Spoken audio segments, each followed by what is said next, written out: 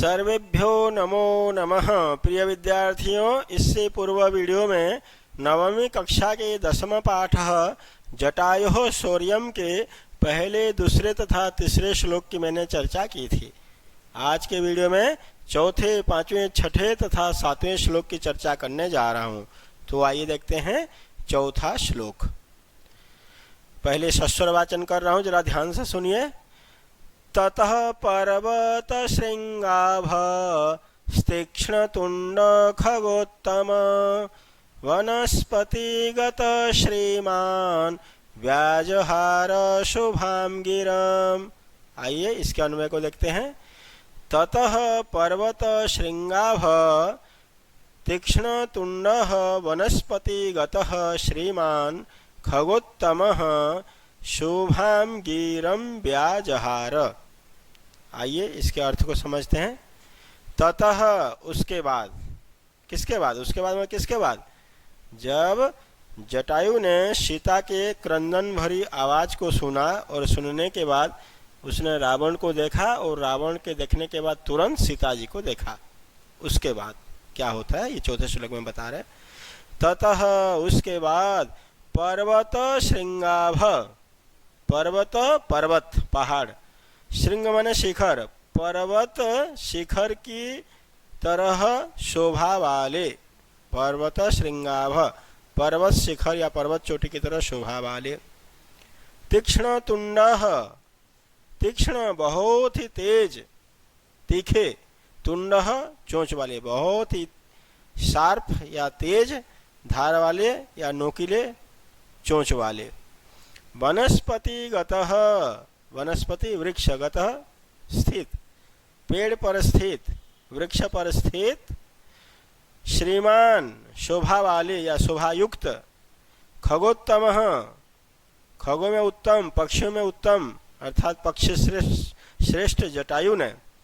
शुभाम गिरम व्याजहार, शुभाम गिरम शुभ वाणी में, सुंदर वाणी में, व्याजहार मतलब कहा, व्याजहार कहा। फिर से एक बार इसके अर्थ को समझ लेते हैं।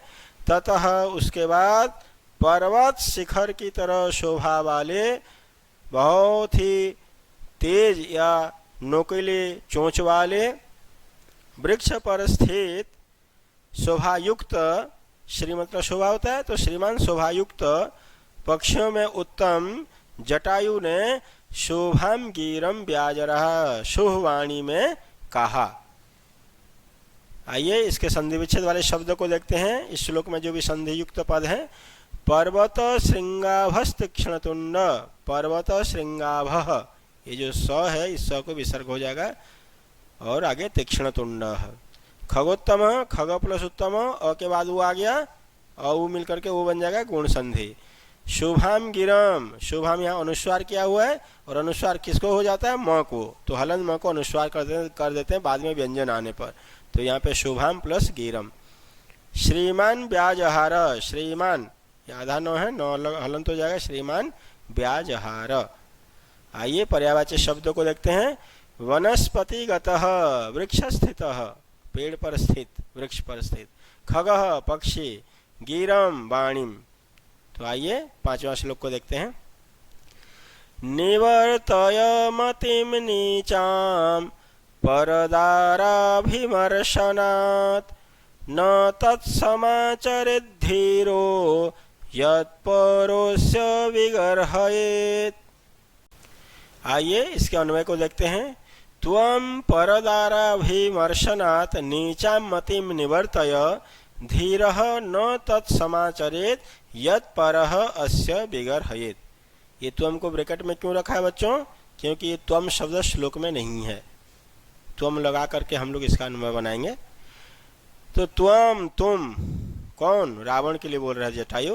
तुम परदाराभिमर्शनात्, परदारा पराई नारी या परस्त्री के स्पर्श से या स्पर्श दोष से, परदाराभिमर्शनात् पराई नारी के स्पर्श दोष से तुमने पर नारी को स्पर्श किया है, उससे तुम बहुत बड़े पाप कार्य किया है, तुमने बहुत बड़ा पाप किया है। इसीलिए इस पर नारी स्पर्श दोष से नीचाम मतिम, अपने नीच विचार को, मति मतलब नीच बुद्धि या नीच विचार को निवर्तय, हटा लो, अर्थात उस दोष से अपने आप को बचा लो।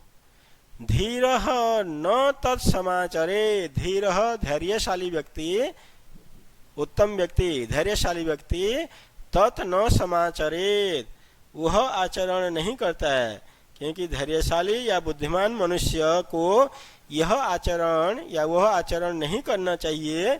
यत परः अस्य विगरहेत, यत जो कि परः दूसरे, अस्य विगरहेत दूसरे लोग उसकी निंदा करें, विगरहेत निंदा करें। जटायु ने कहा तुम पर नारी स्पर्श दोष से अपने नीच विचार को दूर कर लो, अपने नीच विचार को हटा लो।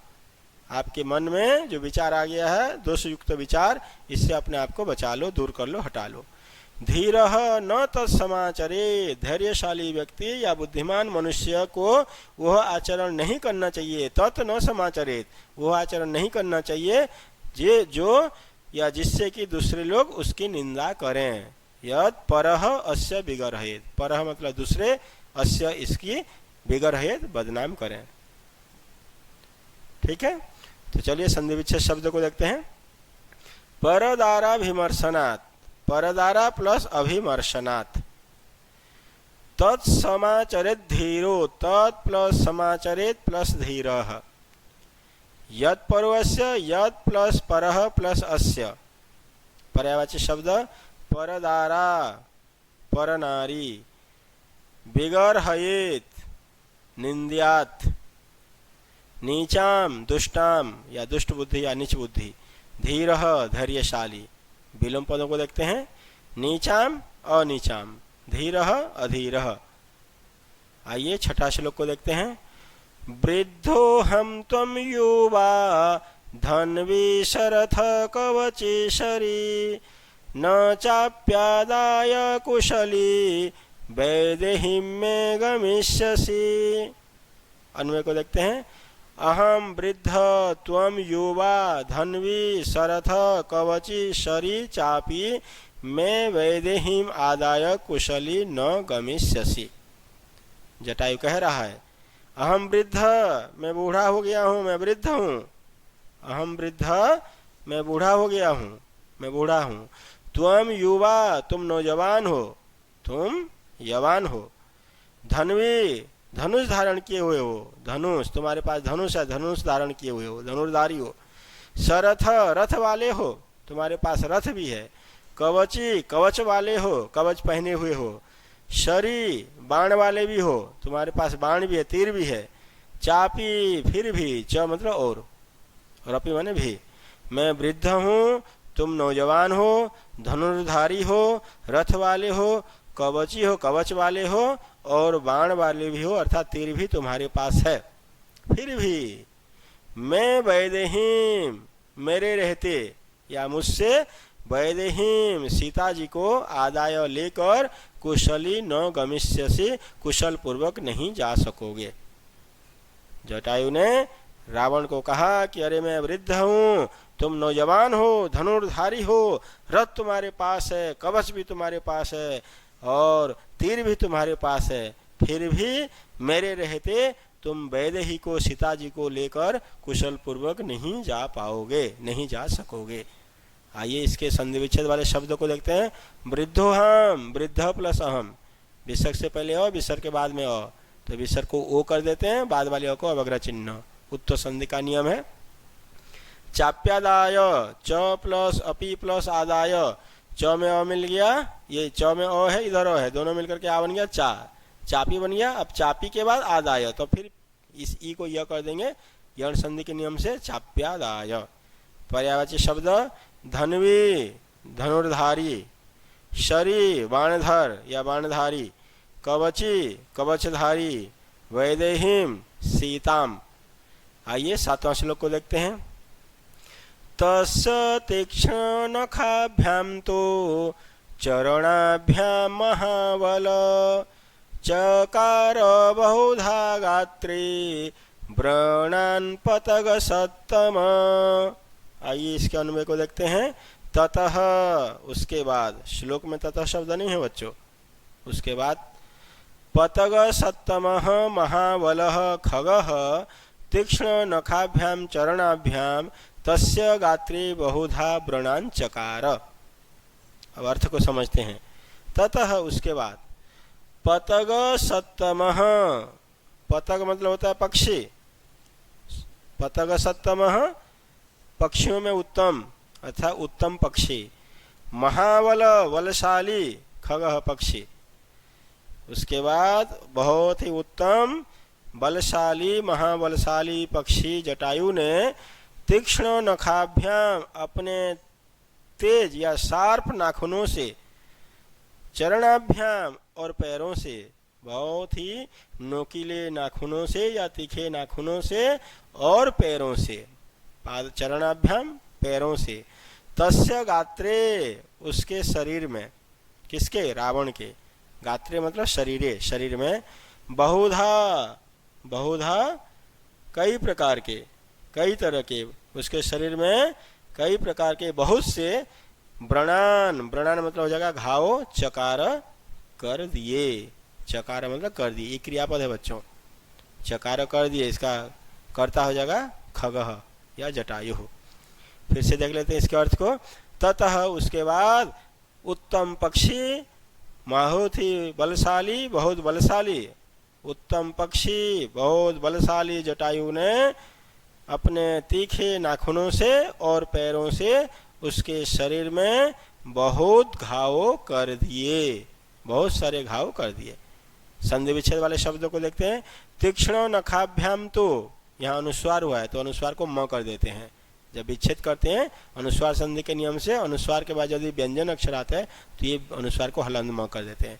तीक्ष्ण नखाभ्याम प्लस तु, यहाँ पे भी वही है, अनुस्वार को हलंत म, अनुस्वार संधि के नियम से, चरणाभ्याम प्लस महाबल, व्रणान पतग सत्तम, व्रणान न हलन प्लस पतग सत्तम।